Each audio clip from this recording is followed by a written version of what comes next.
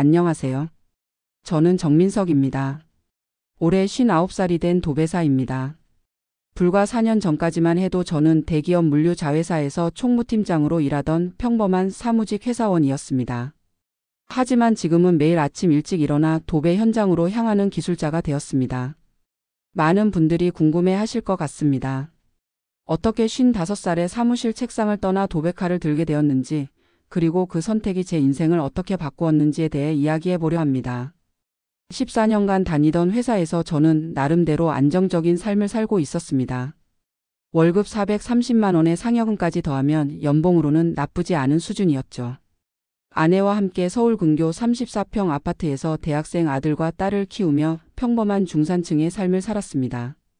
물론 남들처럼 저도 주택대출이 있었고 두 자녀의 대학 등록금과 생활비를 감당해야 했지만 그래도 미래에 대한 큰 불안 없이 살아가고 있었습니다. 하지만 2020년 초 회사에 구조조정 소문이 돌기 시작했습니다. 우리 회사가 다른 물류 계열사와 통폐합된다는 이야기였죠. 처음에는 설마 하는 마음이었지만 점점 그 소문은 현실이 되어갔습니다. 회사 곳곳에서 조용한 면담이 이루어졌고 특히 50대 이상 직원들이 주요 대상이었습니다. 저도 예외는 아니었습니다. 인사팀에서 저를 불러 명예퇴직을 권유했을 때 제 인생에서 가장 큰 위기가 찾아왔다고 느꼈습니다. 그 무렵부터 극심한 스트레스로 인해 아토피 피부염이 악화되기 시작했습니다. 원래 20살 때부터 가벼운 아토피가 있었지만 스트레스를 받으면 더 심해지는 체질이었거든요. 구조조정 소문이 돌던 3개월 동안 제 피부는 그야말로 지옥이 되었습니다. 처음에는 팔꿈치 안쪽에 국한되었던 증상이 점점 팔 전체로 그리고 다리와 등으로까지 번져갔습니다. 밤에는 가려움 때문에 제대로 잠을 이루지 못했고 긁다 보면 피가 날 정도로 상태가 심각해졌습니다. 병원에서는 스테로이드 연고와 약을 처방받았지만 그것도 잠시 효과가 있을 뿐이었습니다. 스트레스로 인한 아토피로 인한 더 큰 스트레스. 이 악순환 속에서 저는 점점 지쳐갔습니다. 회사에서도 붉게 부어오른 팔과 얼굴을 보며 동료들이 걱정하는 눈치였습니다. 하지만 더 큰 걱정은 앞으로의 생계였습니다. 55살의 나이에 새 직장을 구할 수 있을까? 그리고 건강 상태가 이런데 누가 나를 채용할까 하는 불안감이 컸습니다. 결국 2021년 2월 저는 14년간의 회사 생활을 마무리하고 퇴직금 6,020만 원을 받고 회사를 나왔습니다. 퇴직 전 3년 평균 월급인 430만 원의 14년 근속을 계산한 금액이었죠. 처음에는 비슷한 업종의 다른 회사에 지원해 보았습니다. 하지만 현실은 냉혹했습니다. 서류는 대부분 탈락이었고 몇 번의 면접 기회가 있었지만 경력은 좋으나 조직에 적응하기에는 연령이 높다는 이유로 모두 거절당했습니다. 점점 더 초조해지면서 대리운전, 아파트 경비, 택배기사 등 가능한 모든 일자리를 알아보기 시작했습니다.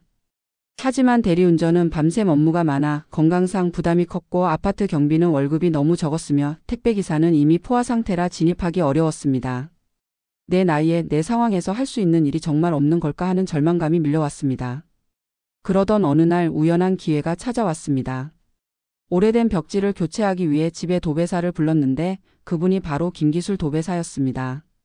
64세 나이에도 불구하고 정확하고 빠른 손놀림으로 우리 집 거실을 완전히 새롭게 바꿔놓는 모습을 보며 감탄했습니다. 그날 저녁 작업을 마치고 가시려는 그분에게 용기를 내어 물었습니다. 혹시 제 나이에도 도배 일을 배울 수 있을까요? 김기술 씨는 웃으며 대답했습니다. 왜 못 배우겠어요? 요즘 젊은 사람들은 이런 일 안 하려고 해요. 힘들다고. 그래서 오히려 기회죠. 기술만 있으면 나이가 무슨 상관이에요. 저도 50살에 시작했는데 지금은 월 500만 원 이상 벌 때도 많아요. 그 말에 희망이 생겼습니다. 그날 밤 인터넷으로 도배 기술학원에 대해 찾아보았고 다음날 바로 방문 상담을 예약했습니다. 학원비는 6개월 과정에 680만 원. 적지 않은 금액이었지만 퇴직금 중 일부를 투자해 새로운 기술을 배우는 것이 장기적으로는 더 나은 선택이라고 생각했습니다. 하지만 가족들의 반응은 달랐습니다. 아내는 처음에 크게 반대했습니다. 당신이 사무직에서 갑자기 육체 노동을 어떻게 해요? 건강도 안 좋은데. 자녀들도 걱정스러운 눈치였습니다. 특히 아들은 아빠 그냥 비슷한 사무직 자리 나올 때까지 기다리는 게 좋지 않을까요? 라고 조심스레 말했습니다. 그래도 저는 결심했습니다. 퇴직금 중 2,500만 원은 자녀들 교육비로 따로 보관하고 나머지를 생활비와 학원비로 사용하기로 계획했습니다. 그리고 2021년 3월 저는 도배학원에 6개월 과정에 등록했습니다.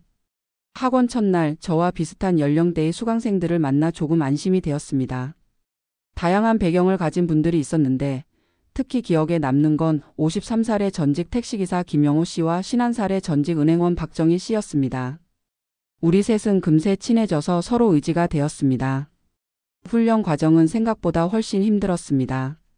아침 9시부터 오후 6시까지 거의 매일 실습이 진행되었고 처음에는 손에 물집이 생기고 허리와 무릎이 아팠습니다. 벽지를 바르는 기본 동작부터 시작해서 모서리 처리, 창문과 문 주변 마감, 천장 작업 등 생각보다 배울 게 많았습니다. 특히 도배풀을 제대로 바르는 법, 벽지를 정확히 재단하는 법 등은 수없이 반복해야 했습니다. 하지만 놀라운 일이 일어났습니다. 매일 규칙적으로 몸을 움직이고 땀을 흘리면서 오히려 제 아토피 증상이 점점 호전되기 시작한 것입니다. 처음에는 그저 우연이라고 생각했지만 3개월이 지났을 때는 확실히 달라졌습니다. 붉게 부어오르던 팔의 염증이 가라앉고 가려움도 많이 줄었습니다. 병원 의사도 놀라워했습니다. 스트레스가 줄어들고 규칙적인 생활을 하니 증상이 호전된 것 같네요. 그뿐만이 아니었습니다. 매일 팔과 다리를 사용하는 육체 노동 덕분에 체중도 자연스럽게 감량되었습니다. 6개월 동안 무려 12kg이 빠졌고 혈압과 혈당 수치도 정상 범위로 돌아왔습니다. 건강검진에서 의사는 무슨 비결이 있으세요?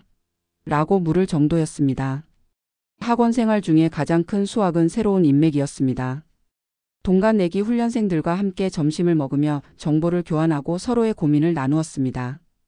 그중 특히 박정희 씨는 은행에서 오랫동안 일한 경험을 살려 우리에게 사업자 등록과 세금 관련 조언을 많이 해주었습니다. 김영호 씨는 서울 곳곳에 지리에 밝아서 나중에 현장 작업을 다닐 때 큰 도움이 되었죠. 2021년 9월 드디어 도배 기술 교육을 수료하고 자격증을 취득했습니다. 학원에서는 초기에 작은 현장을 연결해 주었고 저는 두려움 반 기대 반으로 첫 독립 작업에 나섰습니다. 그런데 첫 현장에서 큰 실수를 저질렀습니다. 바로 벽지를 뒤집어 바른 것입니다. 안쪽 면과 바깥쪽 면을 헷갈려서 작업을 진행했는데 고객이 이를 발견하고 지적했을 때 얼마나 당혹스러웠는지 모릅니다. 처음이세요? 이건 완전히 잘못된 거잖아요. 그 말에 얼굴이 화끈거렸습니다. 평생 사무실에서 보고서를 작성하고 회의를 주재하던 제가 이제는 고객 앞에서 초보자 취급을 받는 상황이 되었습니다. 하지만 그 순간 제가 한 선택은 모든 벽지를 다시 떼어내고 처음부터 다시 작업하는 것이었습니다. 밤을 새워가며 36시간 연속으로 작업했고 결국 고객을 만족시킬 수 있었습니다. 와, 이렇게 책임감 있게 일하는 도배사는 처음 봐요. 다음에도 꼭 부를게요. 그 말이 얼마나 큰 위로가 되었는지 모릅니다. 그리고 그 고객은 정말로 다음에도 저를 불러주었고 주변 지인들에게도 저를 추천해 주었습니다. 이것이 제 사업의 시작이었습니다. 점차 일이 늘어나면서 깨달은 것이 있습니다. 제가 총무팀장으로 일하며 쌓은 경험이 도배 일에도 큰 도움이 된다는 것이었습니다. 고객 응대 스킬, 일정 관리, 견적서 작성 등 사무직에서 배운 능력들이 새로운 일에서도 경쟁력이 되었습니다. 특히 저는 다른 도배사들과 달리 엑셀로 작업 일정표를 만들고 상세한 견적서를 제공했습니다. 또한 작업 전후 사진을 찍어 고객에게 보내드리는 서비스도 시작했죠. 정 도배사님은 다른 분들과 확실히 다르네요. 이렇게 꼼꼼하게 설명해 주시니 안심이 됩니다. 이런 피드백을 들을 때마다 저는 제가 걸어온 길이 틀리지 않았다는 확신이 들었습니다. 사무직 경험과 도배 기술이 결합되어 저만의 경쟁력을 만들어낸 것입니다. 도배 일을 시작하고 가장 크게 달라진 것은 제 일에 대한 만족감이었습니다. 사무직으로 일할 때는 보고서를 작성하고 회의를 했지만 그 결과물이 눈에 보이지 않았습니다. 하지만 도배는 달랐습니다. 하루 작업이 끝나면 확연히 달라진 공간을 볼 수 있었고 고객이 그 변화에 기뻐하는 모습을 직접 볼 수 있었습니다. 와, 완전히 새 집 같아요. 정말 감사합니다. 이런 말을 들을 때마다 가슴이 뿌듯했습니다. 내 손으로 직접 바꾼 공간에서 사람들이 행복해하는 모습을 본다는 것, 이것이야말로 제가 사무직에서는 결코 느낄 수 없었던 성취감이었습니다. 피부로 느끼는 노동의 가치와 함께 제 자존감도 회복되었습니다. 현재 저는 주 5일 도배 일을 하며 평균적으로 한 달에 320만 원의 수입을 올리고 있습니다. 물론 계절에 따라 변동이 있어서 이사와 리모델링이 많은 봄과 가을에는 450만 원까지 벌기도 하고 겨울철 비수기에는 220만 원 정도로 줄어들기도 합니다. 하지만 과거 사무직 월급보다 적다고 해서 후회하지 않습니다. 오히려 건강해진 몸과 마음의 안정을 생각하면 훨씬 더 나은 선택이었다고 확신합니다. 더불어 주말에는 제가 배웠던 도배학원에서 보조 강사로 활동하고 있습니다. 회당 15만 원의 추가 수입을 올리면서 저와 같은 상황에 처한 분들에게 도움을 줄 수 있어 보람을 느낍니다. 특히 제 경험을 살려 도배사를 위한 비즈니스 모델이라는 특강도 진행하고 있는데 사무직 출신의 강점을 살려 고객 관리와 마케팅, 세금 관리 등에 대해 알려드리고 있습니다. 놀랍게도 처음에 크게 반대했던 가족들의 인식도 많이 바뀌었습니다. 아내는 이제 제 일을 존중하고 때로는 작은 현장에 동행하기도 합니다. 대학을 졸업한 딸은 얼마 전 이런 말을 했습니다. 아빠가 많이 달라졌어요. 예전에는 항상 피곤해 보이고 짜증을 내셨는데 지금은 웃음이 많아지셨어요. 피부도 좋아지고 건강해 보이셔서 너무 좋아요. 그 말을 들었을 때 제 눈시울이 뜨거워졌습니다. 생각해보니 과거 사무직으로 일할 때는 항상 스트레스로 가득 차 있었고 그것이 가족들에게도 영향을 주었던 것 같습니다. 하지만 지금은 육체적으로는 더 힘들지만 정신적으로는 훨씬 여유롭고 행복합니다. 최근에는 아내와 함께 소규모 인테리어 사업으로 영역을 확장할 계획도 세우고 있습니다. 제가 도배와 장판을 담당하고 아내는 커튼과 소품 등을 조언해주는 방식입니다. 이미 몇몇 고객들에게 시범적으로 서비스를 제공했는데 반응이 좋았습니다. 저의 하루는 보통 새벽 5시에 시작됩니다. 5시 30분부터 45분간 가벼운 운동으로 몸을 풀고 아침 식사 후 7시면 첫 현장으로 향합니다. 현장까지 이동하는 차 안에서는 항상 도배 관련 유튜브 영상을 보며 새로운 기술을 익히려고 노력합니다. 최근에는 친환경 벽지 시공법과 특수 무늬 벽지 작업 방법 등을 공부하고 있습니다.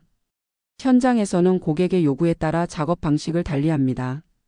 어떤 분은 빠른 시공을 원하시고 어떤 분은 꼼꼼한 마감을 중요시하십니다. 또 어떤 분은 비용을 최대한 절감하길 원하시고 어떤 분은 최고급 자재를 사용하길 원하십니다. 저는 항상 첫 상담에서 고객의 우선순위를 파악하고 그에 맞춘 맞춤형 서비스를 제공하려고 노력합니다. 일을 하면서 가장 보람을 느끼는 순간은 역시 완성된 공간을 고객에게 보여드릴 때입니다. 특히 오래된 집을 새롭게 리모델링할 때 고객들의 감동하는 표정을 보면 모든 피로가 날아갑니다. 얼마 전에는 30년 된 주택을 리모델링했는데 나이 드신 어머님께서 눈물을 흘리시며 고마워하셨습니다. 이렇게 집이 예뻐질 줄 몰랐어요. 마치 텔레비전에서 보던 집처럼 변했네요. 그런 말씀을 들을 때마다 제가 선택한 이 길이 옳았다는 확신이 듭니다. 물론 힘든 점도 있습니다. 여름철 에어컨 없는 빈집에서 작업할 때는 땀이 비오듯 쏟아지고 겨울에는 손이 얼어붙는 것 같이 차갑습니다. 때로는 허리와 무릎이 아프기도 하고 밤을 새워 작업해야 할 때도 있습니다. 하지만 그런 어려움보다 더 큰 것이 성취감과 자유로움입니다. 직장 생활 때와 달리 상사의 눈치를 볼 필요가 없고 내 시간을 내가 조절할 수 있다는 점이 너무 좋습니다. 앞으로의 계획은 더 다양한 인테리어 기술을 배우는 것입니다. 이미 장판 시공법을 배웠고 최근에는 몰딩 작업과 간단한 목공 기술도 익히고 있습니다. 65살까지는 현장에서 활발하게 일하고 그 이후에는 후배 기술자들을 양성하는 교육자로서의 역할을 생각하고 있습니다.